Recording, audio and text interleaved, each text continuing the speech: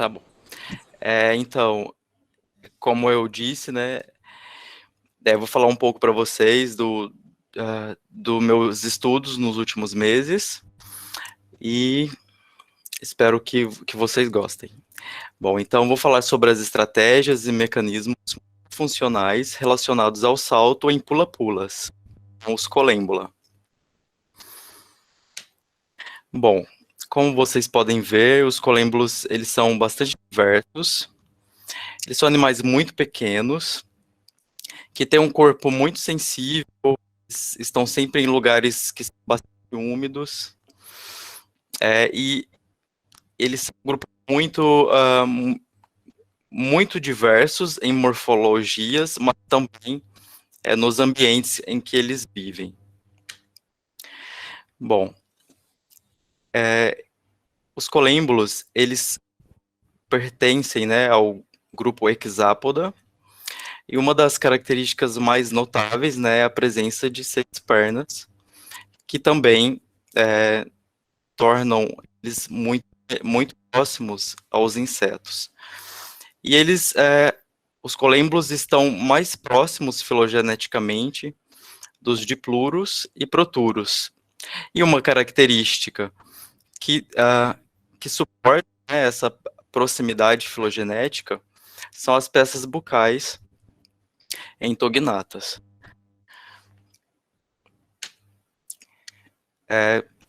Ainda é bastante ainda não é muito resolvido esse relacionamento filogenético entre os hexápodes, que são os mais antigos, né, que são os colêmbulos e pluros. Então, em reconstruções filogenéticas a partir de morfologia e também dados moleculares, os colêmbulos estão mais próximos aos proturos, formando o clado Helipura, mas também, principalmente em análises moleculares, eles estão próximos dos dipluros, mas ainda, né, são muitos estudos acontecendo e ainda não é um status bem resolvido essa proximidade filogenética entre esses grupos que foram provavelmente os primeiros hexápodes a surgirem, né? Mas já é bastante aceito que os colêmbulos, eles formam, sim, um grupo monofilético. E algumas características, né, que suportam este agrupamento é a presença de um colóforo ou tubo ventral na região ventral, né, do primeiro segmento abdominal, a presença de um retináculo na região ventral do terceiro segmento abdominal, a presença da fúrcula, vou mostrar aqui, ó, mas depois nos próximos slides eu mostro também. Então, a presença da fúrcula aqui na região ventral, parece que está abaixo do quinto e do sexto segmento abdominal, mas na verdade a fúrcula é conectada ao quarto segmento abdominal. A presença de 6 segmentos abdominais, o que é algo algo realmente exclusivo, né, do grupo colêmbula, e a presença de um órgão pós-antenal na cabeça. Bom, os colêmbulos estão entre os fósseis de hexápoda mais antigos, e uma evidência para essa datação é este fóssil de Rhyniella precursor, que data de 400 milhões de anos atrás. Então, em uma época que os continentes eles estavam muito próximos, né? E o clima era totalmente diferente de hoje, mas que ainda assim permitia que eles pudessem desenvolver e ali nesse momento, né, dar origem a toda essa diversidade que a gente tem hoje. E aqui algumas evidências de que Rhyniella era um colêmbula são as peças bucais entognatas e a forma das garras. Só para dar uma ideia geral, né, da diversidade deste grupo, da diversidade conhecida, né, de espécies válidas. Então, estima-se atualmente que seja em torno de 8.700 espécies distribuídas em todo o planeta, né, e em 4 grandes grupos, que é Nelipleona, Symphipleona, Entomobriomorpha e Poduromorpha.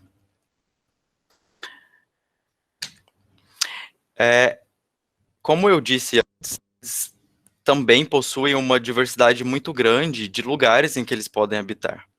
Então, muita gente pensa que eles ocorrem apenas na serrapilheira, né, no liso, mas isso não é verdade. Eles também ocorrem sobre as plantas, arbustos, árvores mais altas. Eles podem sim ser encontrados na copa das árvores, né, nesse extrato de dossel. E o que é muito interessante é que, dada essa diversidade de ambientes que eles ocupam,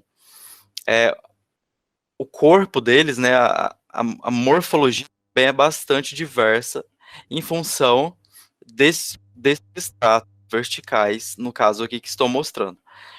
Então, temos, assim, por exemplo, as espécies que ocorrem acima do solo, elas possuem, muito frequentemente, apêndices mais desenvolvidos e longos, como a fúrcula, a antena e as pernas.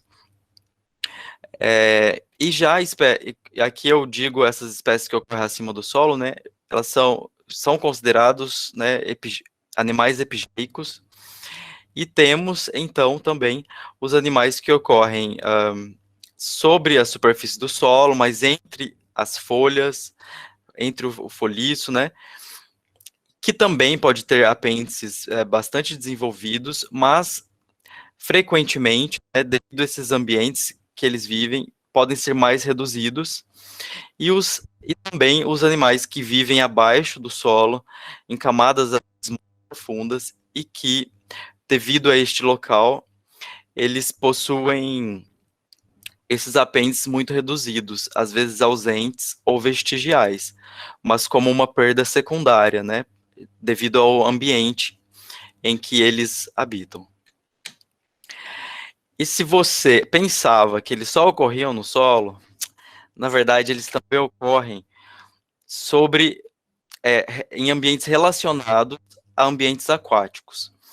Então aqui eu mostro essa figura em que nós temos aqui na coluna esquerda o número de espécies e na coluna direita o número de gêneros que ocorrem em cada uma dessas regiões do mundo que habitam lugares relacionados ao ambiente aquático. Então, podem estar na superfície dos lagos, nas plantas, em ambientes bastante úmidos mesmos. E tal a importância desse ambiente que muitos dessas espécies só podem ocorrer ali. Então, mais uma outra evidência do quanto esses animais eles habitam diversos lugares. O nome colêmbula ele vem do grego, que cola faz referência a essa característica que eles têm. Bom, primeiro que eles têm um colóforo, que é essa estrutura aqui que eu estou mostrando, que eu vou falar um pouquinho dela no próximo slide. E o colóforo, ele tem principal função de aderência dos animais no substrato. Então, por isso o nome cola, né, que vem de glue, em inglês aqui no caso, fazendo menção a essa característica. E aqui em bola, que também fazendo referência à presença do colóforo, que PEG significa, eu traduzo como estaca ou algo para fixar, sabe, no solo. Então, tá aí a explicação do nome colêmbula. E também temos, em alguns lugares, né, temos nomes populares. É muito comum que eles sejam chamados de springtails, em países que falam língua inglesa, né? E no Brasil, a gente ainda não tem um nome popular, E eu gosto de chamá-los de pula-pulas. Eu fiz um livro contando a história dos pula-pulas, que eu vou falar depois. Então, é isso aí, eles são os pula-pulas. Fazendo referência à fúrcula e ao comportamento de pular que esses animais têm, e que é o objeto do meu estudo aqui. Bom, então aqui temos essa figura, né, de um colêmbulo, o tórax aqui e aqui os segmentos abdominais. Principalmente, quero mostrar com essa figura os apêndices abdominais. Então aqui, mais uma vez, eu mostro o colóforo, que está situado no primeiro segmento abdominal, o retináculo, que está no terceiro segmento abdominal, e a fúrcula, como eu disse, né, posicionada logo abaixo do quarto, quinto e sexto segmentos. E vou explicar no próximo slide sobre o relacionamento entre essas duas estruturas, a fúrcula e o retináculo. Bom, o pulo de um colêmbulo, ele ocorre quando a fúrcula se libera do retináculo. Então, o retináculo ele funciona como um gancho, onde a fúrcula se encaixa até o momento que o animal precisa pular. Então, quando ocorre essa situação em que ele precisa pular, a fúrcula se libera do retináculo, então o pulo ocorre. E aqui eu mostro, nessa imagem, a região posterior do abdômen, os segmentos 4, 5 e o sexto segmento aqui bem curtinho, a gente não consegue ver muito bem. E o que é importante ver nesta figura é esse ponto de articulação entre o quarto segmento abdominal e os segmentos posteriores, que é realmente onde ocorre, né, essa articulação da fúrcula com o abdômen, a partir de placas basais muito móveis e elásticas que ocorrem nessa região. O que é muito interessante a gente ver nessa imagem, essa autofluorescência do corpo do animal. Essa imagem foi feita com microscopia confocal, e a partir, né, dessa técnica a gente tem a autofluorescência, e que é algo muito interessante, pois nos traz evidências de que essa região, ela que é uma região que a gente vê a cutícula, né, e que é uma região muito rica em resilina, que é uma proteína elástica, e que já foi mencionada em alguns artigos, que é uma proteína também responsável por acumular energia, né, armazenar energia para possíveis movimentos que o animal precisa realizar. Então, é uma estratégia principalmente importante para animais que têm essa necessidade de armazenamento energético, que é o caso de muitos animais pequenos, né, que precisam armazenar energia para compensar essa redução, né, por exemplo, da musculatura, a redução dos apêndices, né. Então, o armazenamento energético, nos casos destes animais, é muito importante e algo vital. E, com certeza, foi um longo processo evolutivo, né, para que se chegasse nesse potencial. Bom, animais pequenos, né, como eu disse, como os colêmbulos, que precisam amplificar essa energia para realizar movimentos, e aqui principalmente falando do salto, né, do pulo, eles, não só os colêmbulos, mas outros animais têm muitas estratégias de potencializar essa energia. E no caso dos colêmbulos, eles têm como estratégia, né, a presença de uma fúrcula, uma trava, que é o retináculo, E também algo que eu vou mencionar um pouquinho melhor no próximo slide, que é a questão do uso da pressão da hemolinfa para gerar essa força que resulta no pulo. Então, aqui novamente, olha, podemos ver aqui nessa imagem, os músculos atuando como um motor. A fúrcula aqui embaixo, olha, essa imagem não está realmente muito informativa, mas olha, aqui é o abdômen, os segmentos abdominais, e aqui embaixo, esse apêndice que a gente vê aqui, ó, é a fúrcula. Então, essa fúrcula, ela é repleta de escleritos basais, que eu vou falar um pouquinho mais à frente, e esses escleritos basais, que têm propriedades elásticas, são eles que dão essa função de mola durante o momento do salto. Então, aqui só para exemplificar, né, como é que ocorre essa amplificação energética e esse mecanismo, né, de liberar essa energia em forma de uma mola. Temos aqui em vermelho, isso que a gente pode pensar que são os músculos, os músculos ligados, né, ao pulo. Aqui em roxo a gente tem a mola, e aqui em verde a gente tem o retináculo. Então a mola aqui seria a fúrcula, gente.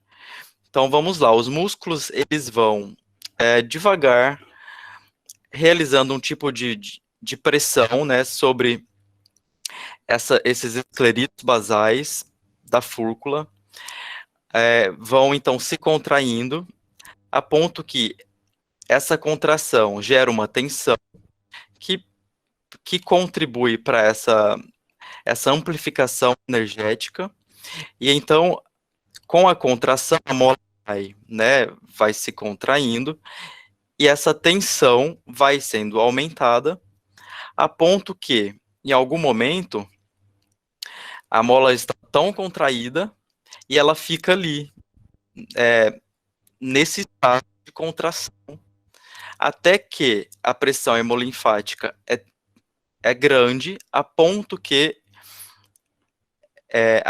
a fúrcula, né, se liberta do retináculo, e então o salto ocorre. E é muito interessante nesse mecanismo que é preciso esse armazenamento energético para que o salto ocorra na potência com que ele ocorre. Então, a gente tem a força dos músculos, a gente tem o retináculo segurando a fúrcula,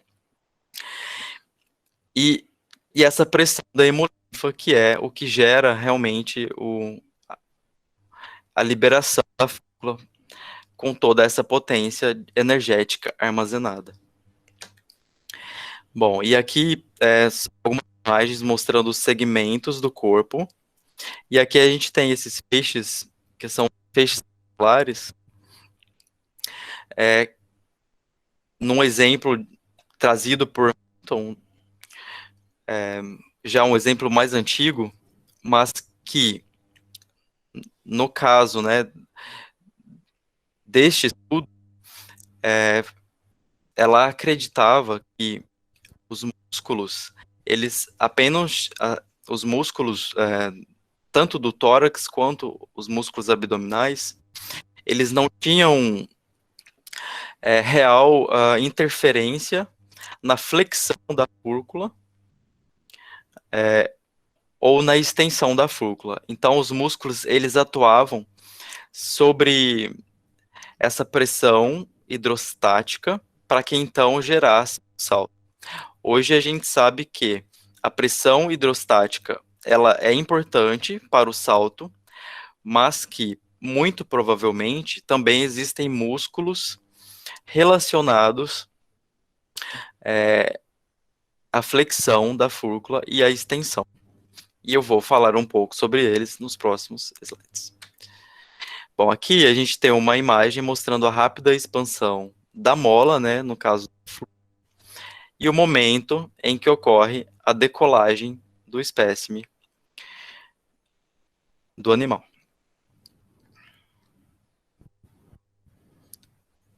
Bom, então a gente vê que a fúrcula estava presa no retináculo e com a liberação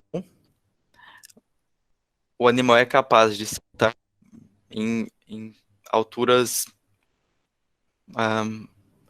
um, mais elevadas do que o próprio tamanho. Então, o pulo ele pode ser caracterizado, né, em 3 fases. A primeira é a fase em que o animal deixa o solo, né? E essa fase o final dessa fase é caracterizado pelo momento em que a fúrcula não toca mais.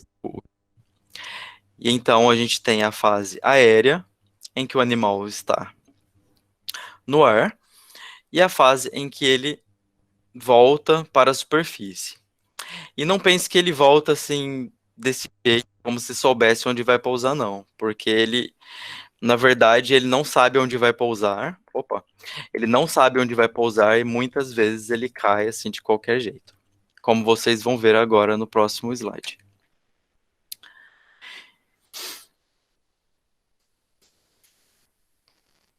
Então, gente, olha, observa que o animal ele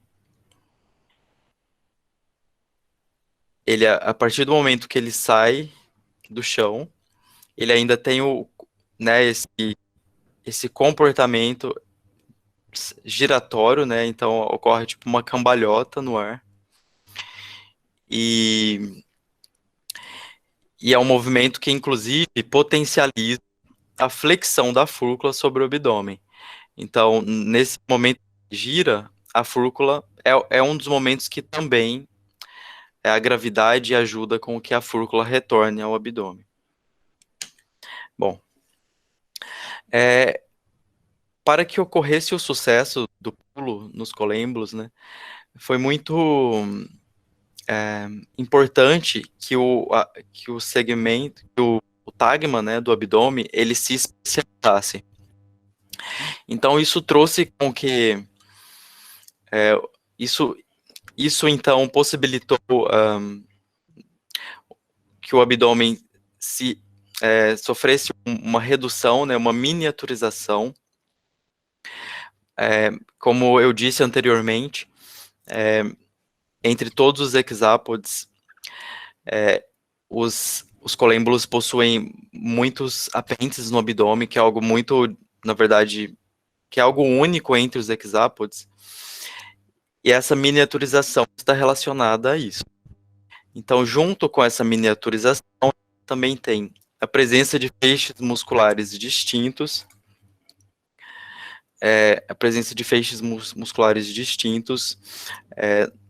não só no abdômen, mas também em todo o corpo, que estão relacionados, que eu vou mostrar alguns, olha, mas quando eu falo feixes musculares distintos, eu falo sobre os feixes longitudinais laterais, que em conjunto, eles têm uma importância nessa questão da criação da pressão hemolinfática.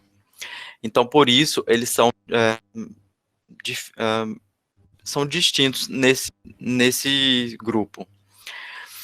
Então, algo muito interessante também é que a musculatura abdominal é mais forte, é a parte mais forte dos segmentos, mais fortes até que a dos segmentos torácicos. Isso é diferente porque a gente sabe que tem os animais que voam, né? Tem em todos os outros hexápodes, a musculatura é muito mais forte no tórax do que no abdômen. E aqui, bom, outra coisa interessante é que no caso dos colêmbulos, os apêndices eles são fundidos na linha ventral do corpo. Então eles não são pareados, né, como as pernas, por exemplo, eles são fundidos na linha mediana. Bom, a miniaturização, né, como eu já disse. Bom, gente, tudo isso para dizer o quanto eles são especializados, esses animais, e além de tudo, né, eles são veganos. Bom, então, quais são os meus objetivos? Como eu disse, né, os colêmbulos possuem uma novidade evolutiva, que é a presença do pulo. Então, o meu objetivo principal é entender como é que se deu essa evolução do aparato do pulo nos colêmbulos. Então, eu faço um estudo morfológico em 3D, comparado, né, entre diferentes táxons de colêmbula, para compreender como é que foi a evolução desse aparato do pulo e como foi essa diversificação, né, levando em consideração os animais que têm a fúrcula desenvolvida e também a fúrcula reduzida. E um dos objetivos, né, como eu já disse, é oferecer uma hipótese sobre os mecanismos relacionados ao salto nos colêmbulos. Não apenas quais são os mecanismos, mas também compreender, né, a morfofuncionalidade de todo esse aparato. Quais são as peças ali que são importantes no comportamento do pulo, por exemplo. E um outro grande objetivo é utilizar o tópico do pulo dos colêmbulos como uma estratégia didática para a divulgação científica destes animais. Bom, então, esse estudo envolve uma amostragem diversa desse táxon, né? Então, eu estudarei táxons de Cispleona, Entomobriomorpha, Poduromorpha e Nelipleona. E os grupos externos são Diplura e Protura. E é um estudo amplo que envolve uma amostragem representativa desses animais também, para diferentes lugares do mundo. Então, possivelmente serão realizadas coletas na América do Sul, no Brasil, coletas que eu realizo também aqui na Alemanha, e também coletas na Austrália, assim que o corona permitir, é claro.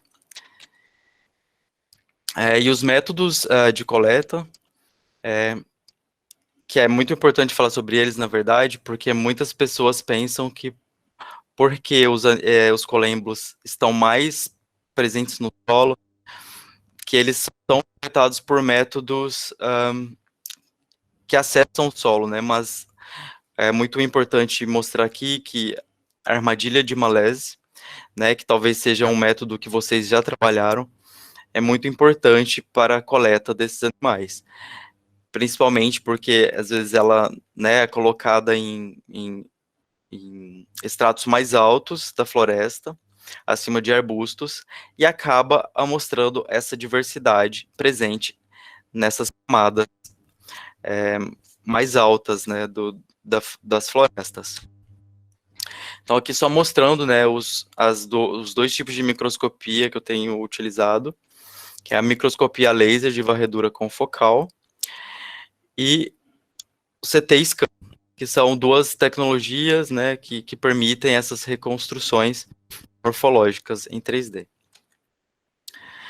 E também, para o estudo morfofuncional, vou utilizar uma câmera high speed, que permite, então, filmar o movimento, né, o momento do pulo, e então analisar cada etapa, cada fase, então, para saber como é que cada apêndice se comporta durante o pulo. Então, aqui alguns resultados preliminares. Como eu disse, né, essas placas basais, aqui eu mostro essa em amarelo, em azul e aqui em verde, elas são placas móveis e que tem essa propriedade elástica. E que também, possivelmente, essa capacidade de armazenamento energético. Mas não se sabe exatamente em qual área, né, em qual área destas placas a energia pode ser armazenada. Mas é muito possível que seja principalmente na região mais próxima à fúrcula, né? E aqui a gente tem, olha, esses escleritos basais, que são possivelmente muito ricos em resilina, essa proteína que confere elasticidade às estruturas. E também mostro aqui o retináculo, aqui em vermelho, na região ventral, né, do terceiro segmento abdominal. E aqui a fúrcula em duas vistas, né, uma lateral e a outra ventral. Bom, isso aqui eu já mostrei, mas nunca é tarde demais para a gente contemplar mais uma vez o salto. Só mesmo para a gente ter mais um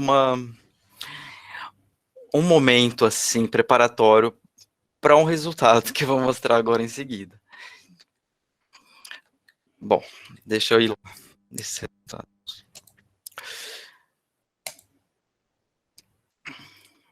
Ó, então aqui, gente,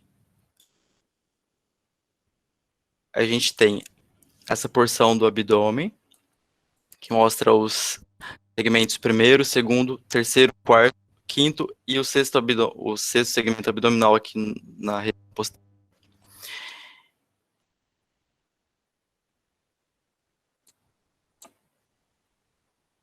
E aqui a musculatura relacionada ao salto. Então, eu vou começar desmarcando algumas para que vocês entendam melhor. Vou deixar aqui agora os músculos relacionados à flexão da fúrcula. Então, aqui, vou mostrar. Olha. Temos os esqueletos basais da fúrcula. Só para ficar mais claro. Olha, a fúrcula está aqui, gente. No caso, ela está flexionada no abdômen.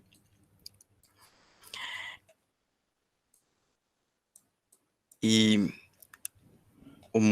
a musculatura que faz a flexão da fúrcula está conectada aqui na parte anterior da base da fúrcula. E aí, na parte posterior, eu vou colocar aqui agora, nós temos a musculatura extrínseca, que se conecta em uma parte mais posterior. Então, aqui a gente pode ver, ó, aqui abaixo, na parte anterior da base da fúrcula, a gente tem a musculatura flexora. E na parte mais posterior, a musculatura extrínseca. Então, esses são os músculos diretamente relacionados com a flexão e com a extensão da fúrcula. Mas a gente também tem aqui em azul a musculatura que está indiretamente relacionada com a extensão da fúrcula, que no caso é essa musculatura em azul. Então, são os músculos longitudinais e também esses músculos dorsoventrais, que então são responsáveis por fazer essa contração da musculatura, que aumenta a pressão hidrostática, né, essa pressão da hemolinfa, que resulta na liberação da fúrcula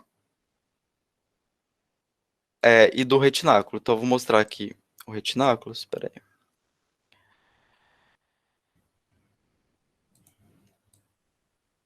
Ó. Então, aqui na região ventral, a gente tem essa musculatura que está ligada aos músculos dorsoventrais e conectada ao retináculo, que está aqui. Agora, como eu tirei a parte externa, não dá para ver muito bem, mas o retináculo está bem aqui. E a gente pode ver esses músculos que estão conectando, né, os músculos dorsoventrais e também a parede, né, do abdômen ao retináculo. Bom. E aí temos também os músculos flexores diretos, que eu vou mostrar aqui também. Que são músculos que estão ligados a parte ventral do abdômen e que também contribuem para esse movimento de retorno da fúrcula para o retináculo, no momento em que o animal já pulou, né, então ele precisa andar e nesse momento esses músculos também contribuem para a flexão da fúrcula.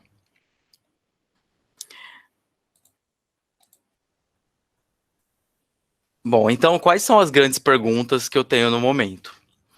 Caso essa resilina, com base nessas imagens de autofluorescência, caso essa resilina ela realmente esteja presente nesses apêndices relacionados ao pulo, então onde exatamente a resilina se concentra? Uma outra pergunta é como é que ocorre o armazenamento energético, né, dessa energia elástica para posterior liberação no momento que o animal pula. E também uma outra pergunta é como é que se dá esse fluxo hemolinfático que desencadeia no salto. Essas são as perguntas do momento. Eu ficarei feliz se alguém puder contribuir com as minhas perguntas, dando boas respostas. E é isso, eu quero divulgar também o livro Pula-Pulas, Os Colêmbulos Sonhadores. E eu peço que todos vocês vão lá na página da Amazon, gente. Digita lá esse nome desse livro, vocês vão encontrar. A capa não é realmente das melhores, não sei o porquê, é uma capa que não é essa, mas se vocês comprarem o livro, vocês conhecerão realmente a capa. Então, muito obrigado, aqui está o meu contato, os meus contatos, né, peço bem que vocês me sigam na página Colêmbulos Sonhadores e subam a hashtag Somos Todos Colêmbulos.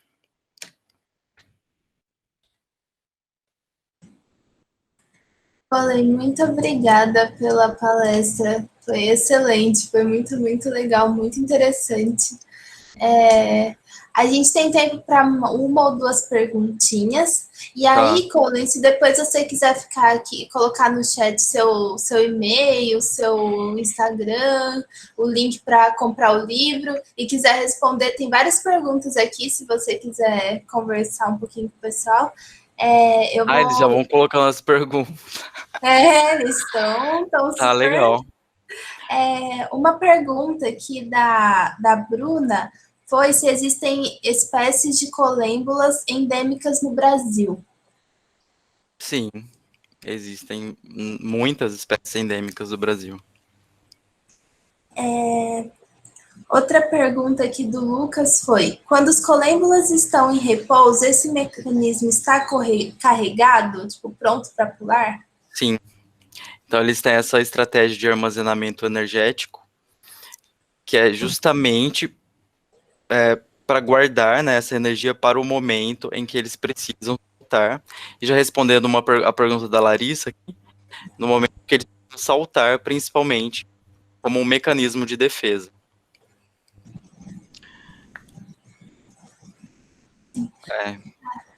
Muito obrigada, Colin, por participar do curso de verão mais um ano. A gente espera que você volte ano que vem. Vamos te convidar, porque é um grupo muito interessante, que ainda tem muita coisa para ser entendida. A gente espera que você venha com mais novidades do que você está pesquisando. Você já trouxe muitas novidades. Eu acredito que nesse ano você vai trabalhar com muita coisa. E muito obrigada. Foi muito legal. Eu que agradeço.